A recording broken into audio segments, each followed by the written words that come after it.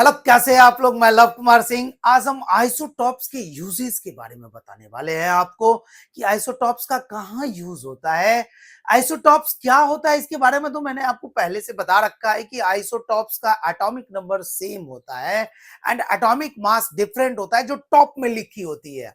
तो atomic mass different होता है एंड एटॉमिक नंबर सेम होता है, उसको हम लोग आइसोटॉप्स कहते हैं। बताया एग्जाम्पल 1h1, 1h2, 1h3, है ना। फिर कार्बन के बारे में बताया और सारे आइसोटॉप्स भी होते हैं, लेकिन इसके यूज देखिए।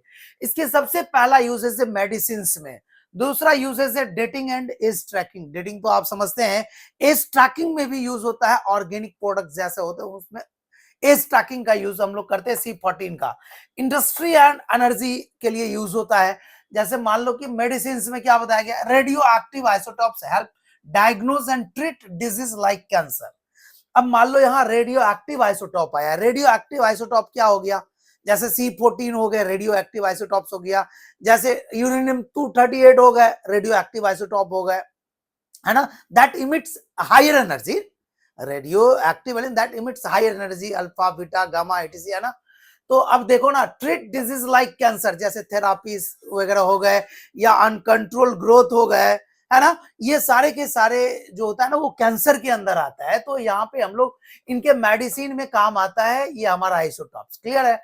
अब मान लो डेटिंग एंड एज ट्रैकिंग बताया गया। C14 help scientist find the age of old organic objects. जो पुराने पुराने ऑर्गेनिक ऑब्जेक्ट्स होता है that is found in living organism, उसके एज के बारे में हम मालूम कर सकते हैं कि वो हमारा ऑर्गेनिक कितना पुराना है, कितना ओल्ड है, हम उसके बारे में जान सकते हैं।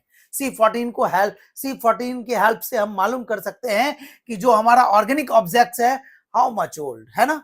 अब नेक्स्ट देखो, industry and energy isotopes are used in smoke detector. Smoke detector, जैसे मान लो कि हम स्मोकिंग करते हैं तो एक डिटेक्टर लगा होता है फायर से बचाने के लिए कि आग ना लग जाए, है ना। हमने लिखा है शॉर्ट में, isotopes are used in smoke detectors, nuclear power reactor. Reactor क्या होता है, जहां न्यूक्लियर रिएक्शन एक वेसल में होता है उसको न्यूक्लियर रिएक्टर कहते हैं। कई सारे न्यूक्लियर रिएक्शन होते हैं तो कहाँ होता है, रिएक्टर के अंदर होता है। तो जो वैसा वेसल जहां न्यूक्लियर रिएक्शन होता है उसको हम लोग न्यूक्लियर रिएक्टर कहते हैं। न्यूक्लियर रिएक्टर हो गया एंड साइंटिफिक रिसर्च हो गया, जहां रिसर्च करते हैं हम लोग वहां यूज करते हैं आइसोटॉप्स का, है ना।